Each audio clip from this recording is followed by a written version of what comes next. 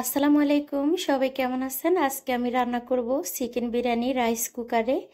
ঝটপটভাবে কিভাবে রান্না করতে হয় সব কিছু আজকে দেখিয়ে দিব এই ভিডিওতে। তার জন্য এখানে লাগছে, আমি নিয়ে নিলাম হাফ কাপ নারকেল কোড়া, আর এখানে নিলাম কাঁচামরিচ, এখানে নিলাম সাদা সরিষা আর কিশমিশ।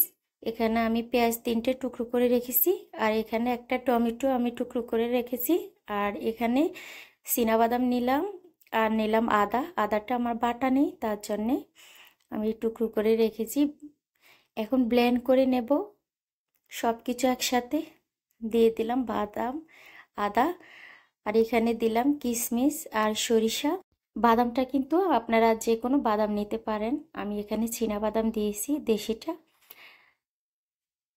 এখানে দিয়ে দিলাম পেঁয়াজ আর টমেটো, নারকেলটাও সাথে দিয়ে দিব।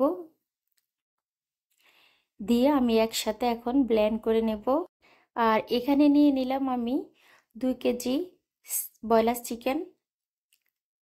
এই যে এভাবে আমি টুকরো করে নিলাম, বেশি বড় না বা ছোট না। আর এখানে নিলাম পোলাও চাউল 1 কেজি। আপনারা চিকেনটা আপনাদের পছন্দ মতো দিবেন। আর এখানে নিয়ে নিলাম আমি রাইস কুকার। আগে থেকে আমি তেলটা গরম করে নিয়েছি। দিয়ে দিলাম পেঁয়াজ কুচি। পেঁয়াজ কুচিটা দিয়ে আমি একটু হালকা ভেজে নেব।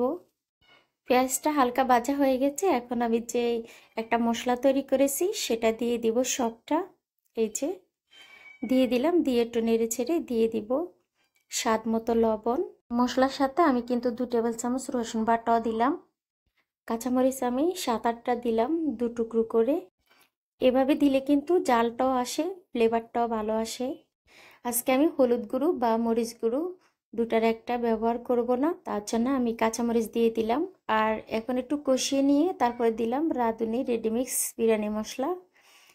এই যে সবটা আমি দিয়ে দিব, যেহেতু আমার এখানে মাংসর পরিমাণ আর চাউলের পরিমাণটা একটু বেশি, তার জন্যে। এখন আমি একটু পানি দিয়ে তারপরে মশলাটাকে ভালোভাবে কষিয়ে নিব। যে এখানে আমি হাফ কাপের মতো পানি দিয়েছি।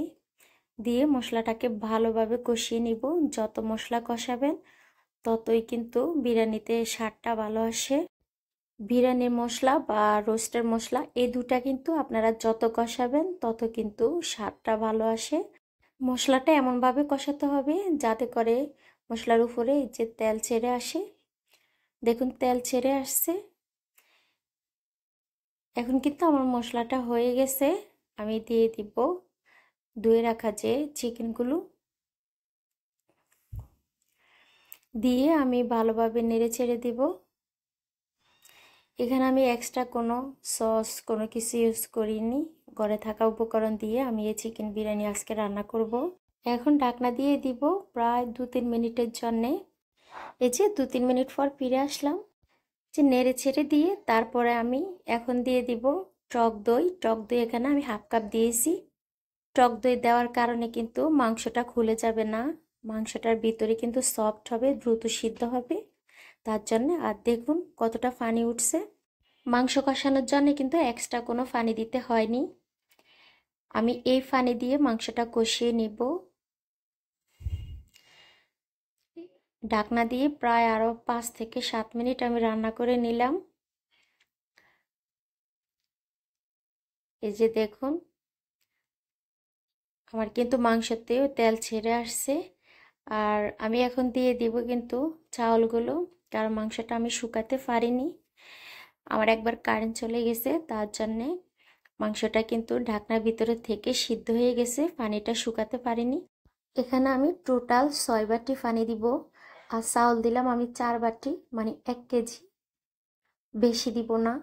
আমি এখানে যদি চুলার মধ্যে রান্না করতাম তাহলে কিন্তু 4 বাটি চাউলের সাথে 8 বাটি পানি দিতাম। এখন আমি দেইনি, কারণ আমার মাংস তো পানি আছে, তার জন্যে এখানে আমি 6 বাটি পানি দিয়েছি।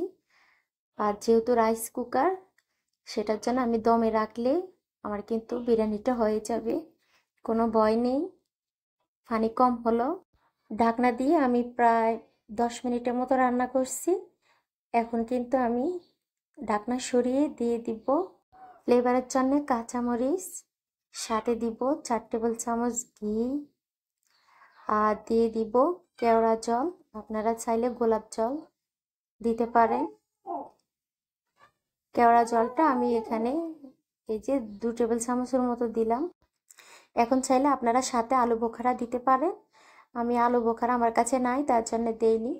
একটু নেড়ে ছেড়ে তারপরে ঢাকনা দিয়ে দিব আমি 20 মিনিটের জন্যে।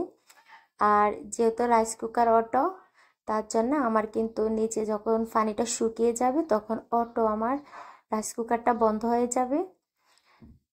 এই যে হয়ে গেছে, 20 মিনিট পর ফিরে আসলাম। হয়ে গেছে আমার রাইস কুকারে চিকেন বিরিয়ানি। আমার ভিডিওটি আপনাদের কাছে কেমন লাগছে? ভালো লাগলে লাইক কমেন্ট শেয়ার করে দিবেন, আর নতুন বন্ধু হলে সাবস্ক্রাইব করে দিবেন। আজ এই পর্যন্ত, সবাই ভালো থাকবেন। আল্লাহ হাফেজ।